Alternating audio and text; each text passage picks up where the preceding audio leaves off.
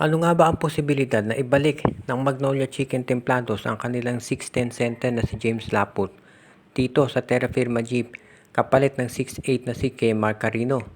Mas matangkad ng kaunti ito si Laput pero kung pag-uusapan naman daw yung skills sa depensa mas nakalalamang itong si Carino at yan ang dahilan kung bakit baka daw siya ang gustong kunin ngayon ni Coach Chito Victolero.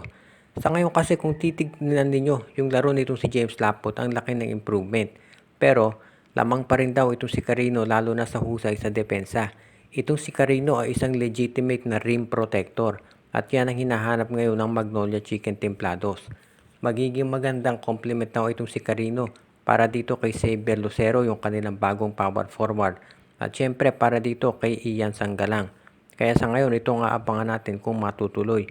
Pero ang maliwanag dito itong Magnolia Chicken Templados ay hindi pa tapos dito sa pag-a-add ng mga players sa kanilang lineup.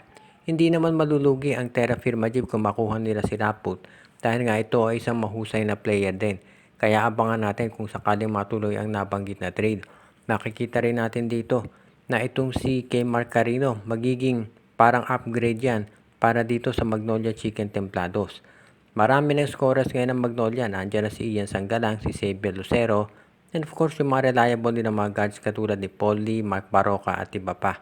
Kaya sa ngayon masasabi natin na kung itong si 6'8" Marcarino mapupunta sa Magnolia, magkakaroon naman sila ng focus sa depensa at mukhang yan ang gustong gawin itong Magnolia Chicken Templados. Dagdagan sila ng mga players para sa kanilang defense at yan ang magiging sabihin na natin na focus nila pagdating dito. Dahil alam naman natin, yan ang calling card talaga nitong si Coach Chito Victolero ang depensa. Kaya yan ang gagamitin nila ito si Kay Marcarino para panggwardya dito sa loob ng basket. Ang Northport Batang Pier ngayon ay posible na magkaroon ng isang trade kasama itong San Miguel Beer dahil ang San Miguel parang nakikinita na itong si Troy Rosario ay hindi aalis sa Blackwater Bossing at doon siya maglalaro. So kung sakaling mangyari nga yan, itong San Miguel ay kukunin na itong si Cade Flores o di kaya naman si William Navarro mula dito sa koponan ng Northport Batang Pier. Kapag yan natuloy, pwede nating masabi na itong Northport ngayon ay mapabawasan talaga ng mga big men. Pero in return makukuha naman nila sa San Miguel ang power forward na si Vic Manuel at baka masama pa itong si Geronteng. Posible rin na baka Geronteng at Simon Enciso ang maging kapalit ng San Miguel para dito kay William Navarro o Cade Flores. Sa ngayon daw namimili pa ang San Miguel kung sino sa dalawang nabanggit na players ang kanilang kukunin dahil titignan pa nilang mabuti kung ano magiging takbo ng kampanya nila. Malapit nang mag-open itong PBA Governors Cup at siguro iniisip ng San Miguel Beer na pwede pa nilang i-postpone yung mga trades na gagamitin nila at gagawin dahil meron pa namang import. Kaya baka yan ang dahilan kung ba't hindi pa nila kinukuha si Navarro at si Flores.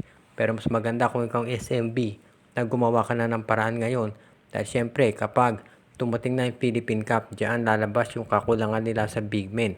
At mukhang yan ngayon ang iniintay talaga ng San Miguel Beer. Kung sakasakalan na ganito ang maging sitwasyon, pwede nating masabi na dapat mag-advance planning ang SMB dahil ganyan ang ginagawa ng mga ibang teams ngayon para lumakas yung kanilang lineup. As it is, meron naman silang mga trade assets na pwedeng ibigay dito sa Northport. So hindi na nakapagtataka na ganyan talaga magiging sitwasyon. Sa panig naman ng Northport Patampier, alam natin na namimigay talaga ng mga top players nila dito sa SMB. Parang Terra Firma, kaya hindi na nakagugulat kung ganyan nga talaga ang mangyayari sa masusunod na araw.